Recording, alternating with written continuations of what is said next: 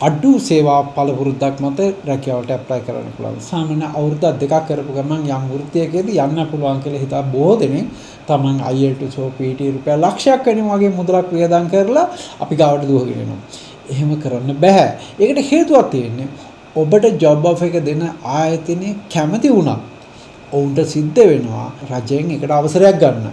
අවසරයක් ගන්නකොට ඇප්ලිකේෂන් එකක් තියෙනවා. මේ ඇප්ලිකේෂන් එක සබ්මිට් කරනකොට මේ පුද්ගලයාගේ කොච්චර වර්ක් එක්ස්පීරියන්ස් එකද කියන එක රාජ්‍ය ආයතන වලින් චෙක් වෙනවා. ඒ වගේ ඉමිග්‍රේෂන් එකෙන් චෙක් වෙනවා.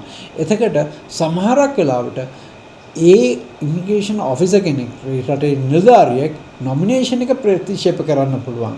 ඒ වගේම සමහරක් වෙලාවට වීසා එක ප්‍රතික්ෂේප කරන්න පුළුවන්. මෙන්න මේ නිසා ඕනම ආයතනයක් වැඩිපුර වර්ක් එක්ස්පීරියන්ස් එකක් තියෙන වැඩිපුරම සබ්ජෙක්ට් එක දැනුමක් තියෙන කෙනෙක්ව ඒ රටට ගෙන්න ගන්න කැමති වෙනවා. ඒ කියන්නේ ඒ රෙස්ටොරන්ට් එක හෝ හෝටලයේ හිමිකරුවන් තමන්ගේ වීසා එක රිජෙක්ට් නොවන විදියට ඔවුන්ගේ වර්ක් එක්ස්පීරියන්ස් එක තියෙන නිවැරදිම පුද්ගලයා තෝරගන්න උත්සාහ කරනවා.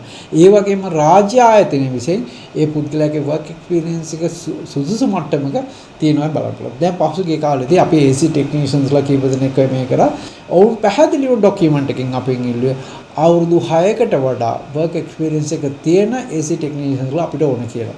අන්න ඒ වගේ සමහරක් සබ්ජෙක්ට් වලදී ඒ අවුරුදු 6 කියන එක කෙලින්ම අපිට දැනුවත් කරලා තියෙනවා.